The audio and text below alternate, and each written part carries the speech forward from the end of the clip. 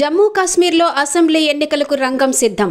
Article 370 రద్దు తర్వాత తొలిసారి చివరిసారిగా 2014లో జమ్మూ కాశ్మీర్లో అసెంబ్లీ ఎన్నికలు జరిగాయి. ఆ ఎన్నికల్లో బీజేపీ, పీడీపీ నేతృత్వంలో సంకీర్ణ ప్రభుత్వం అధికారంలోకి వచ్చింది.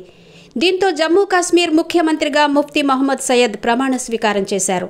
2016లో ముఖ్యమంత్రి ముఫ్తీ మహమ్మద్ సయ్యద్ మరణించడంతో ఆయన కుమార్తె మెహబూబా ముఫ్తీ సంకీర్ణ ప్రభుత్వానికి నాయకత్వం వహించి ముఖ్యమంత్రిగా బాధ్యతలు చేపట్టారు. ఆ తర్వాత 2019 జూన్ 18వ తేదీన బీజేపీ మద్దతు ఉపసంహరించుకోవడంతో జమ్మూ కాశ్మీర్లో ప్రభుత్వం కూలిపోయింది.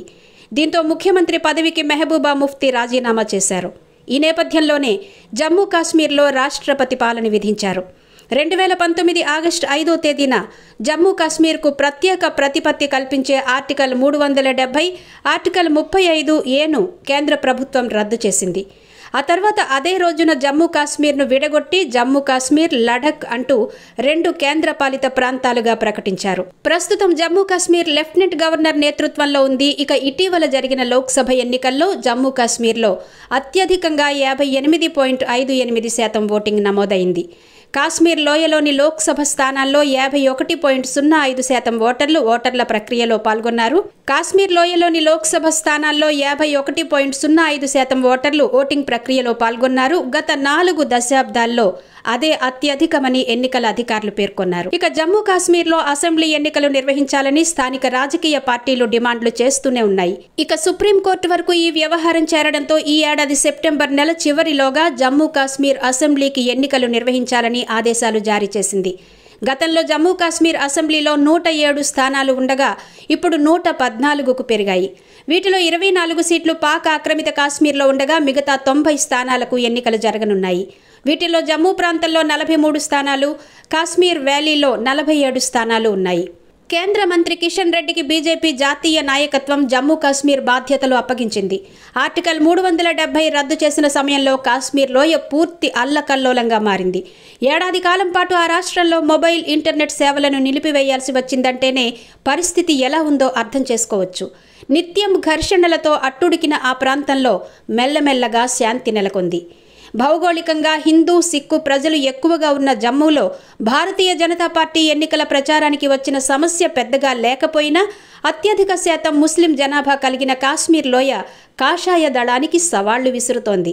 ఆ పార్టీ తరపు ప్రజాప్రతినిధులుగా ఉన్న వారిని ఉగ్రవాదులు వెంటాడి హతమారుస్తున్నారు. పార్టీ కార్యకర్తలను కాపాడుకోవటం బీజేపీకి అసలు సిసలు సవాలుగా మారింది. ఇలాంటప్పుడు బీజేపీ తరపున ఎన్నికల ప్రచారం నిర్వహించడం, వ్యూహాలు, ప్రణాళికలు అమలు చేయడం కూడా అంత సులభమేమీ కాదు. అలాంటి రాష్ట్రానికి కేంద్ర మంత్రి కిషన్ రెడ్డిని బీజేపీ హైకమాండ్ ఎన్నికల ఇన్ఛార్జిగా నియమించింది. గతంలో కేంద్ర హోంశాఖ సహాయ మంత్రిగా పనిచేసిన కిషన్ రెడ్డి ఈ రాష్ట్రంపై గట్టి పట్టు సాధించారు.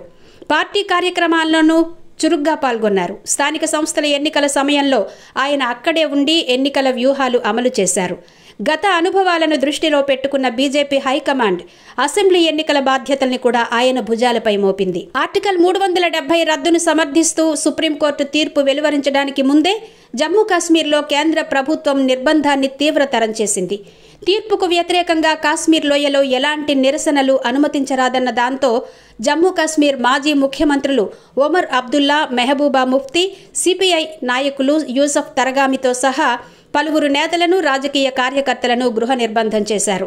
మీడియా వారితో కూడా మాట్లాడనివ్వలేదు. ఆగస్టు 5, 2019న జమ్మూ కాశ్మీర్కు ప్రత్యేక ప్రతిపత్తిని తొలగించి పూర్వ రాష్ట్రాన్ని 2 కేంద్రపాలిత ప్రాంతాలుగా విభజించడానికి కేంద్రం బిల్లులను ఆమోదించిన తర్వాత ముఫ్తీ, ఒమర్ అబ్దుల్లా, ఫరూక్ అబ్దుల్లా ఇతర కాశ్మీరీ నాయకులను అరెస్టు చేశారు. సీనియర్ కాంగ్రెస్ నేత ఆ పార్టీ నుంచి బయటకు వచ్చి డెమోక్రటిక్ ప్రోగ్రెసివ్ ఆజాద్ పార్టీ పెట్టిన గులాం నబీ ఆజాద్ రాజకీయ భవిష్యత్తుకు కూడా ఈ ఎన్నికలు సవాలుగా మారనున్నాయి. ఆఖరు క్షణంలో లోక్సభ బరి నుంచి తప్పుకున్న లోక్సభ ఎన్నికల్లో పోటీ చేయకూడదని నిర్ణయించుకున్న ఆజాద్ పార్టీ అసెంబ్లీ ఎన్నికల్లో వ్యూహమేంటో కూడా ఆసక్తికరమే.